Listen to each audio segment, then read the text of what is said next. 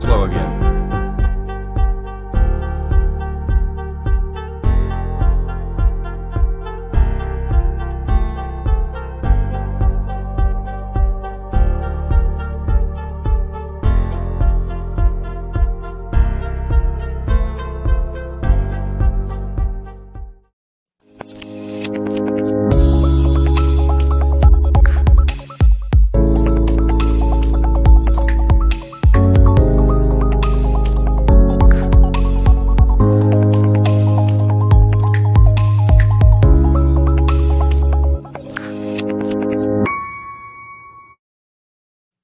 Welcome aboard, everybody. It is Tuesday, and this is Back to the Window with Scott and Scott.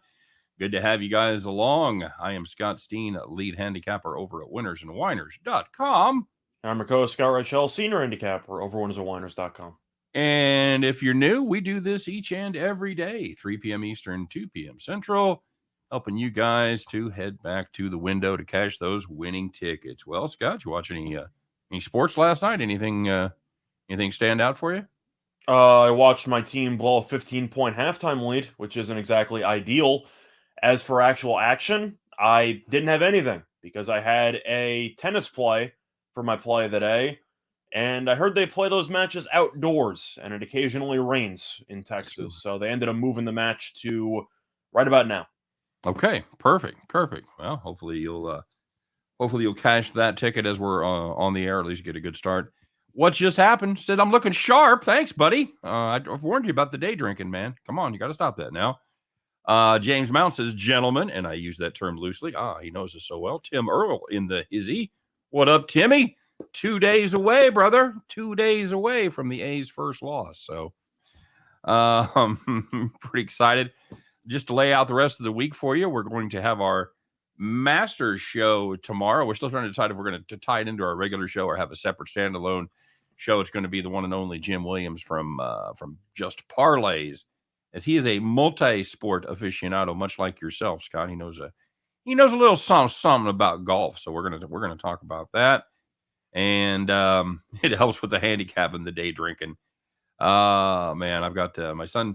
My son dropped off some bourbon with me, and I haven't had a drink in like a year. I'm thinking about having a drink later on this evening. So stay tuned for that fun. It'll be after my video. Don't get excited. I can't do the drunk. I can't do drunk handicap, and I can't do drunk videos. I just can't do it. So Scott, not yet. Practice makes perfect. You're right. I just not working on it. Tiger Woods will play in the Masters. Yes, but for how long? That's the question, isn't it? Scott. Anyway, I wanted to finish out the week. So we're doing Allie's show tonight. We're doing we're doing Total Chaos with Allie Burns about 7:45. It'll be posted probably. And I guess we shoot that live. Do we shoot that live? No, I think she records it and posts it. She records it, right? And then posts it like right afterwards. Yeah, so it's like 7:45, 8 o'clock somewhere. That'll be up. Talking about some totals for tomorrow. And I mentioned the Master Show on Wednesday. On Thursday, we'll be having another baseball expert on to do a little final preview for the MLB season before that really gets rolling. And Friday's NASCAR, so yeah, it's going to be a hoot, as the kids say. So, Scott, did you? I know you're a big North Carolina fan. I talked about didn't like either one of those teams as far as programs go, but I had to hold my nose and bet one of them. Had the Jayhawks to cover, looked bad early, looked good late, and then stepped out of bounds. Harris just couldn't. What a terrible game he had, by the way, culminating with the stepping out of bounds there at the very, very end. So that was our shot to cover. Of course, the way they shot free throws, there was no guarantee he was going to make one or two of them. So we'll see how that would have went down. But I had one brief rant, by the way, about the game itself, mostly on the aftermath. And we're going to cover a decent amount of the actual topics in the segments, but I mentioned on air yesterday that I had no idea how Agbaji was plus 110 to win most outstanding player for the tournament. I said McCormick at around 6-1, maybe Remy Martin at around 950. How the hell did Agbaji win most outstanding player in the tournament? Yeah, I don't know. I really think, the other choice would have been McCormick. And he had double-double. He had the 2 big layups in the final minute. He had a better tournament than Agbaji overall. The whole thing made no sense. McCormick was your slam dunk pick. I really wondered who they were going to give it to, and I wondered if they would give it to McCormick, and they didn't. So he put the game on ice. Agbaji hit a 3-pointer to start the game, missed about 7 free throws. Then he made another jump shot or so, and he finished with 14 points. He really didn't do much. He kind of vanished for about, 30 straight minutes in that game. Is that a safe way to put it?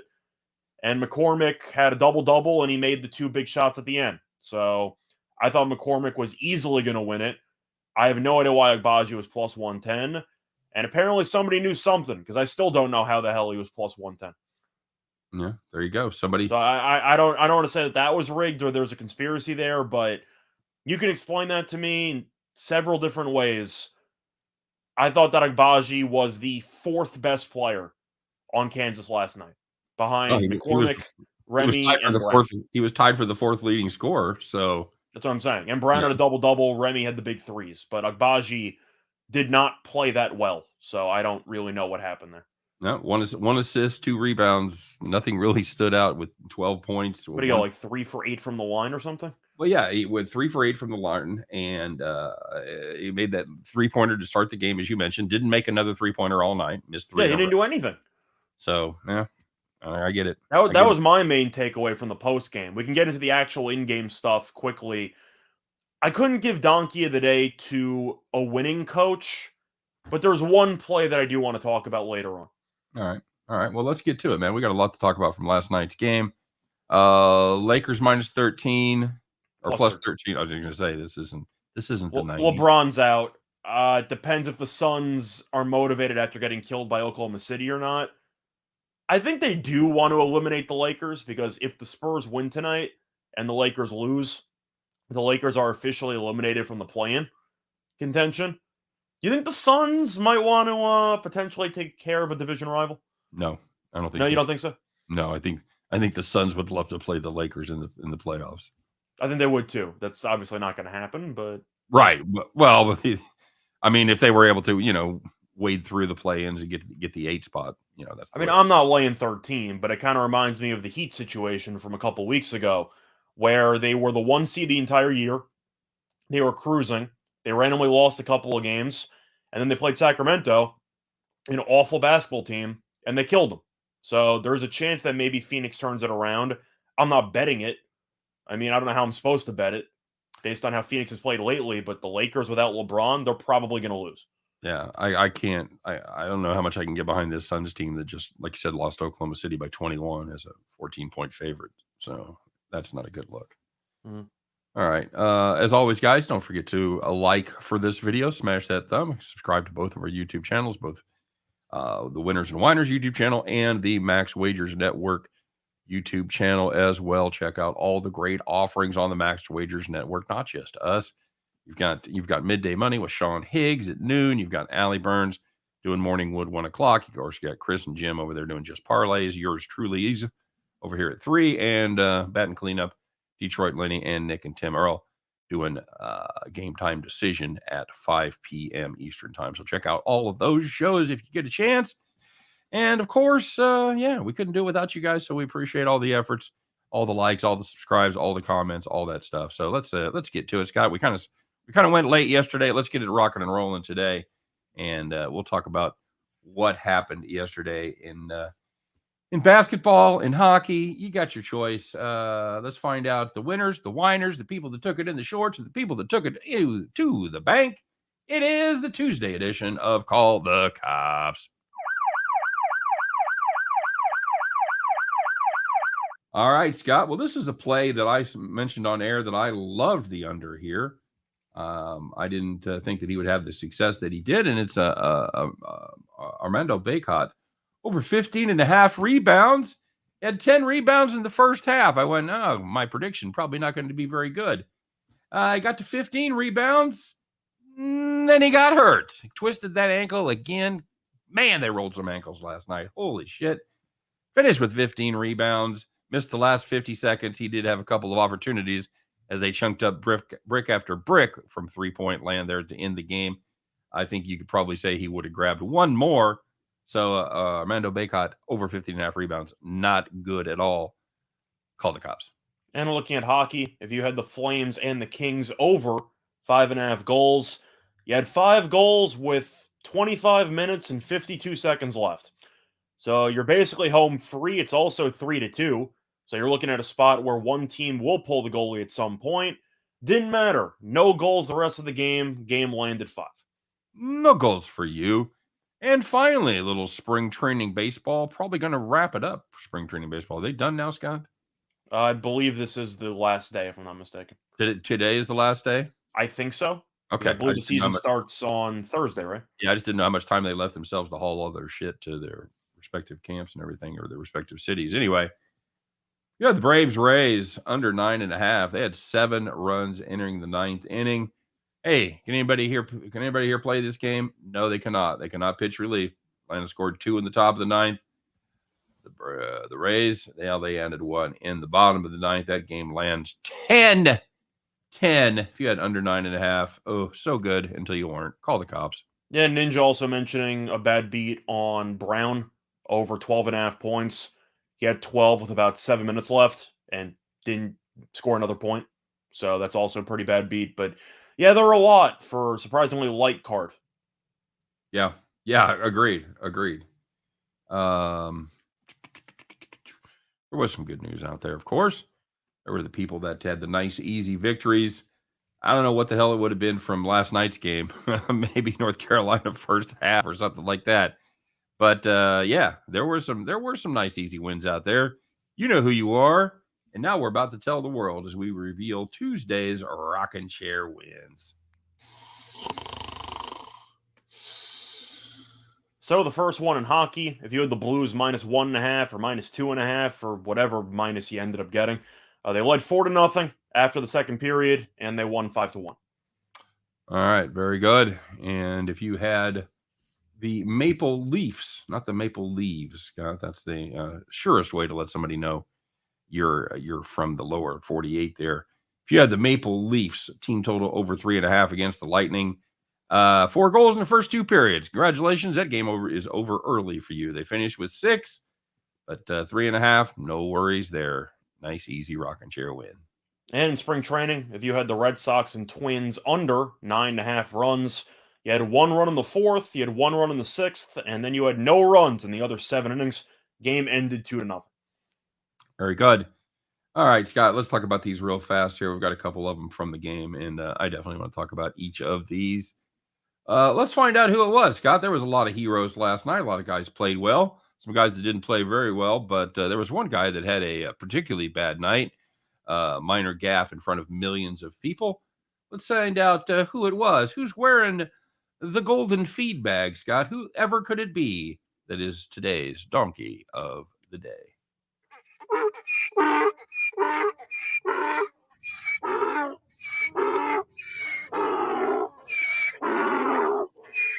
I'm gonna let you take this one because it's closer to your proximity. Yeah, I think so. So here's the deal. Living where I do, it's there's always confusion. I live in the state of Missouri, yet my town is called Kansas City. That makes no sense to most of the world, and quite frankly, it doesn't make sense to a lot of us. And people often get confused about where these teams play and where they don't play. One of those people that got confused last night was NCAA President Mark Emmert, Scott, because when he handed the trophy to the Jayhawks, he said, "Congratulations to the Kansas City Jayhawks." Now, I don't know who was more upset, the people that were Jayhawks fans or the people in Kansas City that cheer for Mizzou or K-State that want no part of this team. So it was, he quickly corrected himself, but not quick enough to save him from multiple roastings last night on the Twitter app. Congratulations, Mark Emmert. It's a big day for you. I know college basketball is over, but you've been awarded Donkey of the Day. Doesn't help that nobody likes Emmert anyway because of how he handled the NIL stuff. That's still being resolved in court and how he's really done a terrible job as the president of the NCAA for a decade or so. If by handled the NIL, you mean he just went, yeah, good luck. Hope you guys will figure it out. Pretty much. I know that they're in court right now for it. I forgot how long he's been the president of the NCAA. He's been the president, I've looked it up, for about 12 years. I think he's pretty awful at it, but getting the wrong territory for the winning championship team, not exactly a good look. No, not good at all. Not good at all. So there was something else from this game, and we kind of alluded to it here a little bit, and we're going to expand on it right now. I think you know where we're headed with this. Let's find out, Scott. Whoever could it be that is disappointed us so? I'm not mad, but man, I'm disappointed.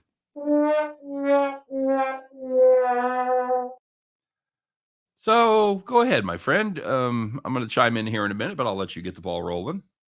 So, of course, it's going to be my favorite college basketball team, North Carolina, for blowing a 15-point halftime lead. I believe it is the largest comeback in the history of the NCAA championship game, with Kansas coming back from 16 down at 1 point. Yep. On top of that, North Carolina, in the last 25 seasons, was 161-0 when leading by 15-plus points at the half. 161-0. Now you have to erase the 0 and add a 1 because they lost, and that's a pretty rough way to lose. Brutal. Yeah. Every time I talked about this Kansas team, said you had to do one thing to be able to win the game. You had to be able to survive that 10-minute Kansas push. You were going to get it. You didn't know when you were going to get it. Sometimes it lasts a little longer. Comes at different spots. Last night came in the first 10 minutes of the second half, and North Carolina was absolutely not ready. They went from 15 up to 6 down in less than 10 minutes. There was your ball game right there. Kansas played even for the first quarter of the game. I'm impressed Carolina kept it close after that, to be honest. I thought they were just dead in the water. I agree. Kansas, they basically played 2 quarters that were a push. The first 10 minutes, last 10 minutes were a push. Obviously, North Carolina dominated the second 10 minutes, but Kansas dominated the third 10 minutes even more, and that was the difference in the ball game. They could not survive the 10 minutes of hell that Kansas has unleashed every game in this tournament. I mean, my point at the half, which I tweeted about, was McCormick and Lightfoot are in foul trouble. Nobody cares about Lightfoot, but still, go to the rim. And Carolina just kept settling for a bunch of terrible jumpers. And Carolina, I was shocked they were up 15 at any point in the game. I thought they were definitely live to win the thing, and they were. But you can't win a game shooting below 32% from the floor. That just can't happen. Without looking, how many minutes do you think Lightfoot played picking up the 4 fouls? Pick up 4 fouls. How long do you think it took him to do that? I'm trying to think of how many times McCormick got benched in the game. Because they brought in 55 and they brought in 24, and nobody knew who any of those guys were. They brought in a couple of walk-ons for part of the game. I'm going to say 9 minutes. Played 7 minutes. Okay, all right. Truth is, I thought McCormick committed about 10 fouls that weren't called, but I'm not really going to complain about the officiating. There were a couple of awful calls to start the second half, which all went against Carolina. Yep. You had the goaltending call on Manick, which was an absolute joke. That was a clean block. You had the self-pass by Brown, which I thought was easily a self-pass. I didn't think anyone touched it. But besides that, the game was close at the end, and the reason why Carolina lost, they couldn't make shots. So people complaining about Kansas getting some favorable refereeing calls on behalf of all Mizzou and K-State fans, get in fucking line. Well, Carolina we've seen this movie before. I was going to say, Kansas was in the bonus with about 10 minutes to go in the half. And then Carolina basically committed no fouls the rest of the half. But there was the opening 3-4 minute stretch where the referees were just giving Kansas everything to start. But once again, Carolina didn't make enough shots. Love was awful. You could honorary call the cops member there if you had over 17.5 points. He only finished with 13, but he took 24 shots. You got to assume you're pretty good if he's taking 24 shots. Yep, absolutely. But absolutely. The one question or the one takeaway that I did have to ask you about, because I know that we've criticized Bill Self in the past, and now he's one of the only active coaches left to have 2 championships. It's him, Jay Wright, and Patino over there at Iona. How do you not foul there? I don't understand it, bud. I have to ask. How do you not foul? Well, we should just make a recording and play this every time a team's up 3 points and they allow the team to get a shot off. Now, Love, of course, missed the shot. I don't remember if it barely hit the rim. It wasn't close. Like, it wasn't going to go in. You were on the opposite side of this when you won your only championship. Memphis should have fouled before Mario Chalmers hit the three-pointer. You were there before. How do you not foul on the catch? My only guess is they're worried about somehow the kid's not making it look good enough or calling it intentional in that spot that awards them extra the free throws and the possession where they'd have a chance to win it. That's my only reasonable. That's my only rationale. My rationale is Carolina winning the rebounding battle by 20, but Bacot was injured, so it's not like you're that worried about a rebound on the missed free throw with Bacot out of the game. Well, you see it all the time. You see it all the time with teams not doing it. There has to be a reason that they don't do it, Scott. I don't know what it is, because to you and I, it makes no sense. And I'm sure to a lot of people. I have no idea how they let Love got a shot off. I know Love was awful, but come on, man. You can't turn it over on the inbound and then let them get a shot for the tie. That cannot happen. Yeah, I agree. A lot of nice things being said in the comments section. Handicappers helping out other handicappers. That's the very cool thing. T-Train and Ninja, two guys that have been around for a long time that I respect. And what just happened, he's getting rolling. And he is correctly keeping an eye on those two guys. So that's it's one of the things that I like best about the community that we've kind of built up here over the last 4 years is people helping out other people, having some fun. So what just happened to address that question? He wants to know why the first half total is always significantly lower than the second half total.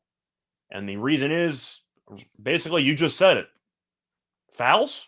Yep. Yeah, it's usually because of fouls. Now, it's whether the game's officiated that way, the fact that the clock is automatically stopped after every made basket or so in the final minute. The first half does not have that. So you will see continuous clock no matter what. It's mostly officiating and how you might have scramble points. You could play the sound effect if you want, but you have a bunch of just fouls late, a bunch of clock stoppages, and a lot of extra possessions. I should have had it ready because I was going to talk about scramble points. Yeah, and that's basically what you're looking at when one team and it's right in the zone. It's usually somewhere in like the 4 to 6, 7 range. They're down with less than a minute to go, and they're shooting free throws after a possession of 2.5 seconds, as opposed to grinding out the clock. So you see a lot more possessions, a lot more free throws being taken, and that's exactly why the second half is higher. Now you don't see it in the NBA to the extreme that you see it in the college game, because in the NBA they're a little more realistic about when the fuck they're beat. They don't shoot last second shots. They'll grind it out. They'll just dribble out the clock. So you don't see as much of a difference in NBA first and second half totals as you do in college ball. There were a couple of beats in the first couple of rounds of the NCAA tournament where teams were fouling down like 11 with 10 seconds to go, and you don't know what the hell they're doing. Yep, which you and I talked about. You and I talked about that when it comes to conference tournaments and then to the NCAA tournament especially. You have to be aware when teams have nothing else. They have basically no shot, but they're still going to foul because they don't want their season to end. Worst case is they foul so they can take the actual seniors out, get an ovation before the season's actually over, and there you go. Right. That happened with Villanova. They fouled. Why? So they could take out Gillespie and company with 30 seconds left. Did it matter to the game? Absolutely not. But you get them extra motivation, little moment of glory before they walk off into the sunset. Yep, absolutely true. What just happened? Yes, you have more foul shots in the second half than the first half. Go get them, T-Train. I know you're getting ready for the season, buddy. Have a good time. We appreciate you. As always, stopping by, man. Good luck on your play tonight, man. We'll see you. I do also want to address one point that T-Train did make here, where he says that he thinks the Kansas kids won in spite of Bill Self. Now, I criticized the decision not to foul in the final 3 seconds. I think that's an atrocious coaching job. However, I'm not going to give Self no credit at all for orchestrating the biggest comeback in tournament title game history. He had to have said something in the locker room. Like, their game plan in the second half was solid. I'm not going to roast Self for the overall game. I did think that Self and Davis were kind of similar in a way. because of the fact that I don't think both of them did a great job with X's and O's, but they did a really good job of just getting the guys motivated and ready to go. So I'll give him props for actually keeping the emotions. Of course, it varied during the course of the game, but I thought both coaches did a great job of getting their guys ready to go emotionally. As for the X's and O's, not so much. I want to know what happened to the North Carolina spacing in the second half, because they just pretty much forgot about it. They did a very good job in the first half. They were very disciplined with their spacing, but all of a sudden they're running over each other. And there was also pace. They slowed the ball down dramatically in the second half, and I'm not really sure why. Well, I think initially they were trying to stop the bleeding from KU getting that run going. And I get it, but your whole style all year long was playing up tempo. That's what got you 40 points in the first half in the first place. I understand. I'm so, just saying. Once again, I'll give Davis props, because as a Carolina fan, there were points where I thought they wouldn't make the tournament. There were points where before they beat Duke and Cameron Indoor, they were legitimately on the bubble with 0 quality wins. So if you told me back in October or November this team would make the finals as an 8 seed, I would have been absolutely shocked. But the main takeaway that I had from Carolina all year long, I know Baycott will probably be a late first-round pick, maybe early second. I'm not sure Caleb Love's getting drafted, or what the stories with the rest of the roster. They're just not very talented.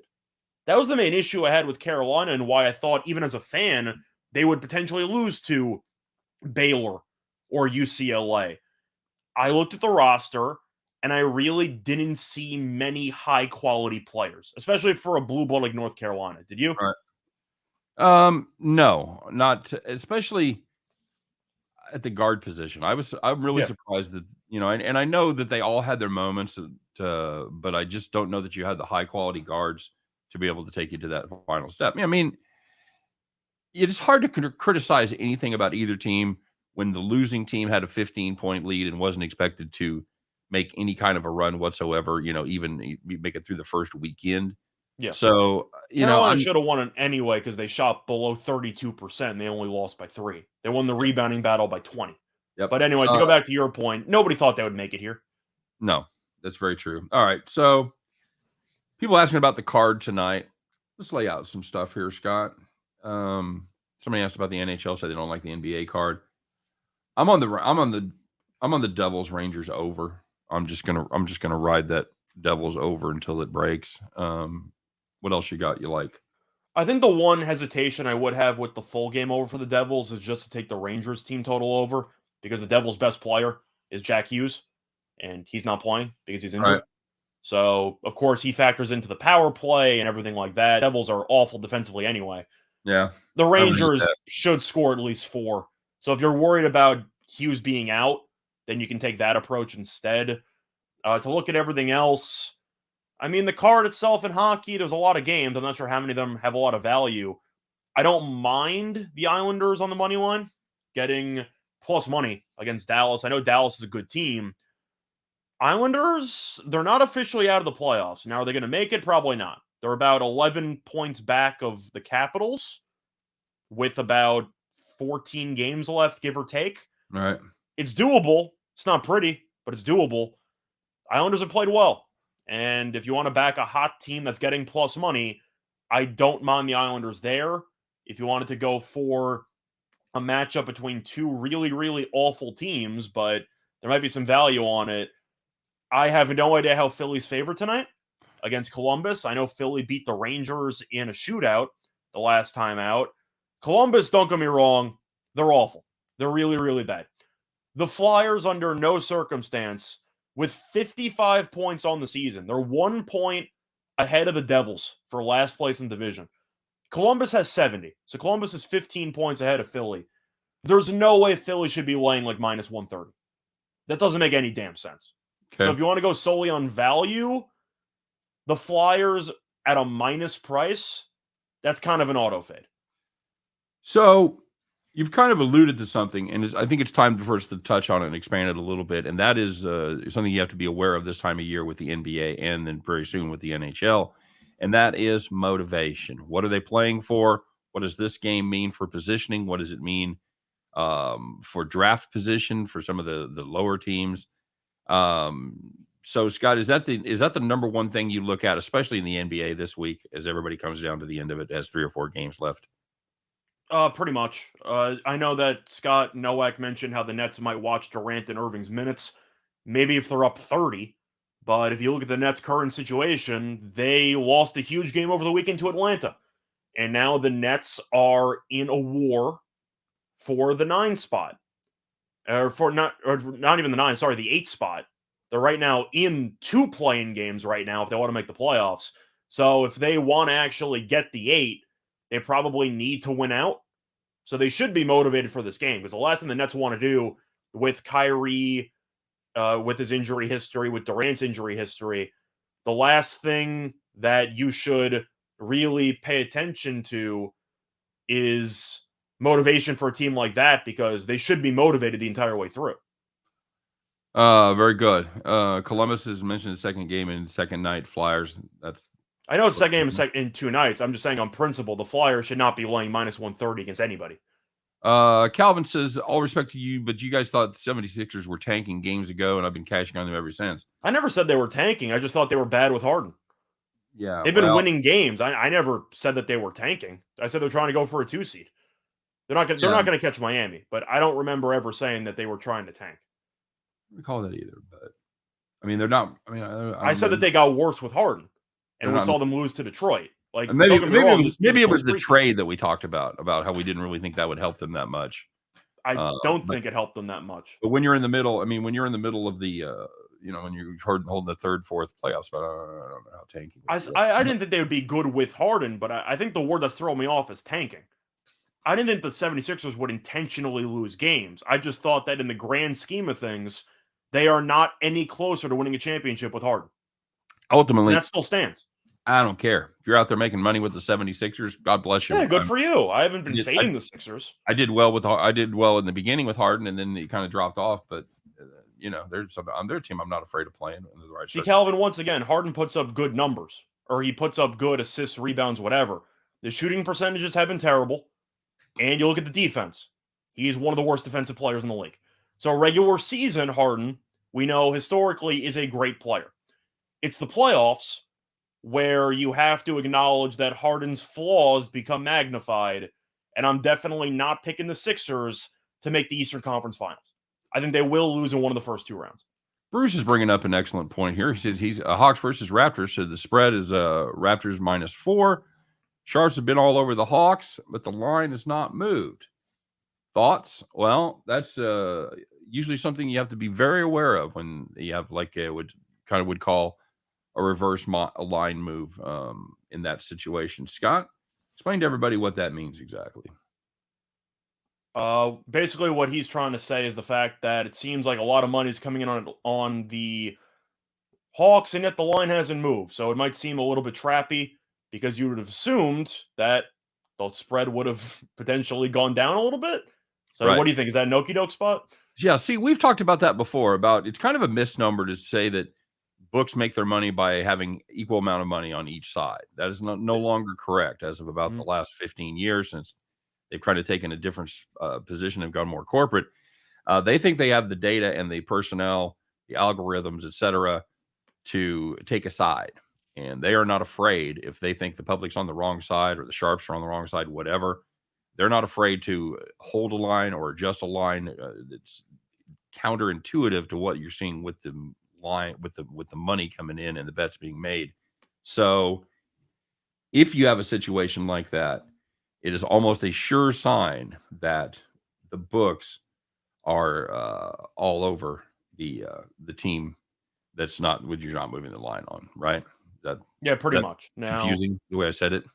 The way that I would phrase it is that the odds makers are willing to die on the hill, so to speak, where if the public kills them, it happens, but this is a spot where they feel like they can make a ton of money by going against the general consensus. Now, Atlanta getting 4, not going to lie, it's pretty attractive, at least at first glance, because Atlanta, as a Nets fan, I can tell you right now, Atlanta's been really good lately. The problem with Atlanta, they're terrible on the road. And 15-23 straight up is not exactly a good look for this team, not to mention the fact they have lost to the Raptors 2 out of 3 meetings by at least 6. Atlanta, you're going down the line, beat Brooklyn at home, beat Cleveland, played a couple road games against the Pacers and Oklahoma City. Congratulations, I guess. I mean, you beat who's in front of you, but Toronto's been really good as well. At first glance, I liked Atlanta, but I can't get past those road numbers. You? Yeah, well, they did play in Toronto earlier this season, about 2 months ago. Toronto wins that one by 11 as a 3-point favorite. So there is a little bit of a track record this season as far as the home road splits.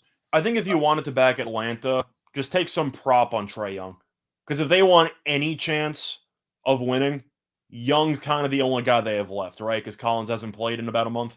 Right, so, correct. And Bogdanovich is questionable for this one. Lines by casinos have become stat modelers. That is exactly correct, David. That is exactly correct. So, Caesar Sportsbook has Kansas Jayhawks. By the way, what's up, 1777? It says they have Kansas Jayhawks 10-1 next season to win the 2023. Too early to get involved, Scott? For me, yes. In fact, it's probably too early until, at least for me, I don't even know, September, October. I mean, I have heard a lot of line movement on Creighton. And I know a couple of people on Twitter were mentioning the fact they got Creighton at around 90-1 to win the championship, 80-1. And I believe it's down now to around 50 or 45. So there is definitely spots where you can make a lot of value plays at this point. But recruiting's not even finalized yet. I'm not betting on any of this. There's 1,100 guys in the transfer portal right now. Yeah. Not to mention all the people that can decommit and recommit to other schools. I'm not touching that. I'm not, but if you want to make an argument for teams, you could beat some huge line moves, but I'm not going to bother. Every once in a while, I hear someone refer to players as a number, like what's LeBron worth? He's worth 1 point, something like that. What's that called? Is that a form of valuation of talent? I don't know that there's a term. I don't know that there's an official term for it. Valuation of talent, I think, is probably pretty close, because that's exactly what you're doing. You're putting a numerical figure on that person and what they it's kind of a mini version of war in a way. I was trying to think of another acronym for war that you could use for a betting perspective. Right. But it's basically the same thing. I'm trying to think of can we do SAR? Like spread above replacement? Spread values. VAR, spread value above replacement. Something, I don't know. We'll come up with an acronym for it. But yeah, that definitely is a way to look at it. It especially applies with baseball, for example, where if Trout's out, you'll see the line move 40 cents. Yep. But for LeBron, for example, I don't even know what the hell he's worth to this team. Like that's a whole enigma in itself, because the team sucks with him and without him, no matter how many points he's putting up. But when it comes to some of these MVP caliber players, I think they tend to sell it on the short side. Like if Embiid was out for the Sixers, I think he's worth like 7 points. I'm going to go out on a limb. Zodwick brings up a great point, by the way, and says there's nothing I want more than to tie up my money for 12 months on a pretty much bet. That's very true. I'm going to go out on a limb. David Good said he's a retired professor. I'm going to guess he is some sort of mathematics professor, because he has pointed out that assigning a number to a weighted regression variable, to be precise. Yes, once again, he's right. Once again, I would have never, ever put it that way. So my kid probably would have, but yeah. I do want to ask one question. What is the longest amount of time you'd actually tie up money for? Because I know we did our full baseball division breakdowns. I had somebody reach out to me on Twitter asking what I thought about certain teams, whatever, when, just the basic spark notes of our videos. And he was wondering what I thought about this team. And I told him, I like the over for this team, blah, blah, blah. And he's like, yeah, I don't know if I want to tie up my money for like 5 months. And I'm like, well, to each their own, because some people are betting on March Madness for next year. So what's the longest you would tie up your money for? Well, I've tied it up for a couple of years on political bets, but okay, it's become a little bit different. My stakes have changed a little bit between the pandemic tapping a lot of my gambling accounts, and frankly having a really bad last 6-8 months since baseball ended, basically. Hey, you're coasting on the election. What's that? You're coasting on the election. I'm glad I hit the election, dude. Yeah. Unfortunately, they only have it every 4 years. So David Goodse's statistics was a statistics professor. Shocker. It is not a shocker. That's the one thing I've thought about going back to school and taking more statistical classes, and you can take actually gambling statistics and applied stuff like that. I've thought about doing that, but I don't know that I still have the pliable brain tissue to take on all that shit that I haven't, some of those things obviously you've studied as in the course of gambling, but some of those things I haven't studied for 40 years. So I took a stats class in college. I only took one. I did too. And yours 3 years ago? Yeah, give or take. Yeah, mine was a little. Yours might have been a little bit longer than that. A little longer than that. The way that I would address that though, to tie up your money long term. Yep. You have to divide up your money. And I'm not saying that you can have $0 of bankroll on future bets, but all I am saying is if you are going to be willing to bet on something that won't actually cash or lose until about, I don't know, 6 months down the road. Yeah. Separate a certain amount of money just for that, because you're not going to be able to use it once you bet it. Right. That's my advice. So if you're using a usual bankroll of, let's just say, $2,000, don't put 1,000 on it in future bets for 6 months and then expect to live off the other 1,000 with betting. I know. Divide up a separate amount of money just for the futures. Yes. And keep the usual bankroll. Yep. I know a lot of guys that's exactly how they do it. They put 10% whatever their bankroll into futures, and they've always got that amount rolling into the future, and it's just not available. You just don't touch it. So basically my advice is plan accordingly. Yep, very good. That's the way I would describe it. Holiday and Middleton are too much for the Bulls, let alone adding Giannis. I mean, I like Milwaukee anyway because it's Chicago against the top 3 team in the Eastern Conference. I think we've seen this movie about 20 times before, haven't we? Yeah, we were so excited about Chicago, and yeah, not so much. So they're a good story. They just can't beat good teams. Right. Any value on the Wizards catching 12 from Minnesota? Are we a little too excited about Minnesota right now? I don't mind it. I mean, Washington's bad on the road, but they have actually been okay with the younger core. They got killed by Boston. But to be honest, who hasn't gotten killed by Boston in the last couple of months? I mean, Boston's a world beater right now, but beat Dallas by 32 at home, beat Orlando. They had a big home stretch though, but they're awful on the road. So I think that would be the hesitation there. If I was going to play anything on Washington, I'd probably take a team total over. Total's at 238, which seems high. And then you look at Minnesota's last couple of games. Played against Denver, 266. Played against Houston, 271. No overtime in those games, by the way.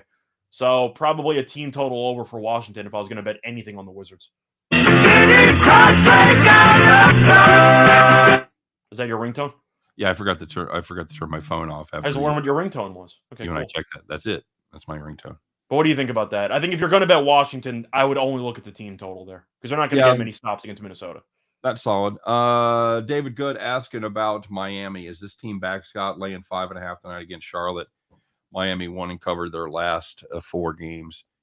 3 of them, however, were on the road. So, Miami figured it out, right? Well, that's the thing. I mean, they hadn't covered for 7 straight before that. So they're kind of the second half of the season have turned into a little bit of a streaky team. I'll ride the good streak. This Charlotte defense, once again, they're kind of going through one of their little phases where they're giving up a shit ton of points. Give up $140 Philadelphia the other night. Give up $114 to New York. Yeah, I'll take Miami there. I think they figured it out. Yeah, Miami's 3-0 in the head-to-head. They've played 1 time in Miami. Miami won by 15. Heat though have won 4 in a row. Solid home team and against good competition too. They beat Toronto, they beat Chicago, and they beat Boston. So solid performances there. Charlotte, as we said before, defensively they're very streaky. As a Nets fan, I'm rooting for the Raptors and the Heat pretty heavily tonight because once again, I'm trying to hope my Nets can will their way back to the 8th seed. But I like Miami here. Charlotte defensively seems like they're headed back on that downturn. So I'm just expecting them to give up 115, 120. All right, very good. 1777 is pointed out the problem that you and I kind of alluded to is Chicago doesn't play very well against good teams. 19. Oh, that's above 500. That's not even including top 3 elite teams because they are They have a win percentage of, and it's a lot lower than 19 and 24. I'll tell you that much. Right. So we did talk about this 76ers team a little bit, Scott. Indiana's awful, and They're so bad. Now that's a team that's a team that's officially tanking. Yep. And they're catching 12.5 roughly from Philadelphia tonight. It was about 11.5, so money has definitely come in on Philly. It's a home game for Indiana. You trust this Philly team to cover that many points? We tried this against Detroit, but Detroit's actually been a cover machine, especially at home. I have a play that I on this. I have the team total over for Philly, because why would I even want to bother when Indiana just hands out 125 points to every team? Yeah. I got it at 121.5. It's up to 123.5. So I guess the question you're asking, do you think Indiana can actually score 120 points in this game? No. Because I think Philly should score 130. If they're fully engaged, they should score 130 in this game. Would you agree? No. I mean, no? You don't think so? After scoring 144 against Charlotte? Yeah, I'm looking at that, and then I look at their previous 18 games. No. They're not great offensively, but Embiid, oh boy, he might have 20. He should have 20 free throw attempts if they're fully engaged once again. But I don't know if I want to actually lay it with Philly on the road, just because Indiana, they play so up tempo. Maybe they can wear out Philly to some degree. Bad shooting night from Harden. Maybe they don't cover, but I got the team total. Yeah. If you want to go first half, Philly, I don't mind that either, because Indiana's basically been handing out 70 points in the first half to every opponent for the last, 2-3 weeks. So maybe Philly first half, but I got the team total over, and I'm pretty happy about it. All right. Somebody was asking about another game too, other than the Nuggets Spurs total. Let me see who's Denver's been an over machine for the last couple of games. They can't stop anybody. No. It's really tough, though, because DeJounte Murray's out. And on one hand, he's San Antonio's best offensive player. He's actually had a pretty serious illness. He said he's lost like 7 pounds. He's going to be out for probably the rest of the season. Right. I mean, he'll probably be back for the play-in, but that's definitely rough. But he's their best offensive player and defensive player. So read into that how you want. But Denver, their games have been track meets, man. I mean, the last 3 games, Indiana 243, Minnesota 266, the Lakers with no LeBron 247. These are just some huge totals. I got to go with the over, right? Yeah, it just if you think you can get that many out of San Antonio, that's really the only question for me. What do you got Denver on here? Because we're looking at 234. 9 points is the spread, so that means Denver's going to have to be somewhere in mid 120s, 120s probably, 123 to 125, right? Yeah, give or take. Okay, can they get once again? I'm not going to bet that game. I have a couple of props on Jokic, just because. I mean, he's incredible. I mean, there's really not much more to add. I mean, he's going to win MVP. San Antonio can't rebound to save their lives, so I think Jokic has a huge night tonight. But as for the actual game itself, I still don't trust Denver. San Antonio has been competitive without DeJounte. They haven't really played anybody. They played Portland twice.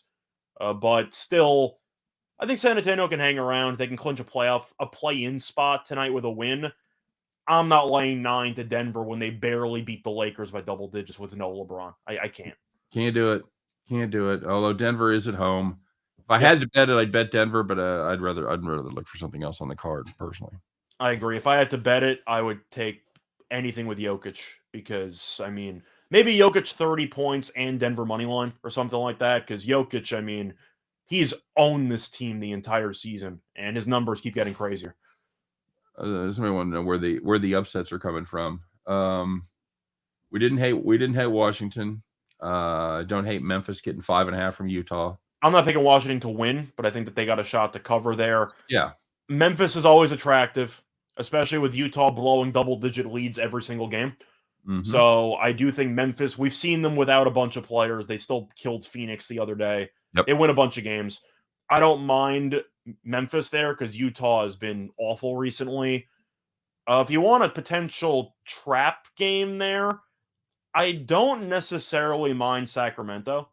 Yeah, just because of the fact that I don't know what New Orleans is playing for. Right. They're basically locked into the play-in. We know that the Clippers are going to be the 8. We know the Lakers are basically out. New Orleans will probably get a home game for the first play-in game with the 9-10. Are they playing for much? Because No. I don't think they are. No. So I actually don't mind the Kings at home. If you want just a dark horse candidate, shot in the dark, dart throw, give me the Kings. Somebody brought up Denver being bad on the road at home against the number. That's absolutely true. They're 14-24 at home, and it gets even worse when they look at strong teams with a good offense, because where the totals 220 or better, they're 6-18 against the numbers. So yeah, we know New Orleans doesn't guard anybody either. So yeah, true. Sacramento's won 2 of the 3 meetings. But once again, New Orleans in that rare spot where they are in the play-in, so you can argue about seeding, but the Clippers are so far ahead of them for the 8 that it really doesn't matter. They're kind of locked into the 9. Kings, young team, maybe they can piece it together for a game, but 8 on the road for the Pelicans team that is 16-23 straight up on the highway, I'll pass. All right, very good. All right, Scott, let's get it on here, shall we? It is that time, everybody. It is Tuesday. Thought we were going to get a little running going yesterday, and then your guy, he died in the third. They didn't bench him though. He had 20 saves after 2 periods. He just didn't face many shots in the third. Yep, absolutely correct. So yeah, let's get ready, guys. It's Tuesday. It's the first day of the rest of your life after college basketball is over. So let's do it. Let's put on those overalls. Get your straw hat out. Come on, put it on. Come on, we're watching. There you go. Climb aboard your John Deere. Get those lucky keys out and get ready one more time here today to bet the farm.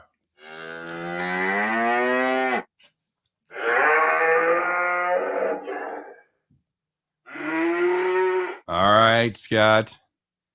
There it is. How about that? First they had their hats on, then there's no hats. Now we got hats. Howdy, ma'am. All right, guys. So today, Tuesday, Scott, let's make it a good one, shall we? No more screwing around. What do we got? What do we got for Bet the Farm today, my friend? So for this one, it involves the team that I root for, the Brooklyn Nets taking on the Houston Rockets. It's a pretty big spread. In fact, it's an absurdly high spread. We're going to take the Rockets plus 17.5. The Nets have really been awful at winning by margin. The Nets have not won a game by 18-plus points since March 15th, which was 10 games ago. So 9 straight games they have not won by 18-plus. Houston has not lost a game by 18-plus points since March 23rd, which was 7 games ago. So they have covered this hypothetical spread in 6 straight games. And now we'll get into the really, really fun trends here. The Nets are 1-20 ATS. That is right, 1-20 in their last 21 home games as a favorite. On top of that, the Nets are 3-13 ATS in their last 16 home games versus a team with a losing record. Absolutely not. The Nets cannot guard anybody. With Kyrie this season, they are the worst defense in the history of the NBA. They're also the best offense in the history of the NBA, but we're not going to talk about that. The point is Houston can score points. Jalen Green's been really good. But at the end of the day, 17.5 for a team that really struggles to even win home games or cover against anybody. It's way too much. Houston's been somewhat competitive lately. Give me the Rockets plus 17.5. There you go. That is a huge number for a team that just doesn't cover the spread. We couldn't resist. So they can't guard anybody. What's that? The Nets don't guard anybody. So I can't pick him to win by basically 20 if they're going to give up 120 in every game they're in. That's right. That's absolutely right. So that's going to do it for Bet the Farm. That's going to do it for our show today. As always, guys, we thank you for stopping by. Thanks for all the comments. Thanks for all the views, the likes. Don't forget to smash that like button one more time. We appreciate it.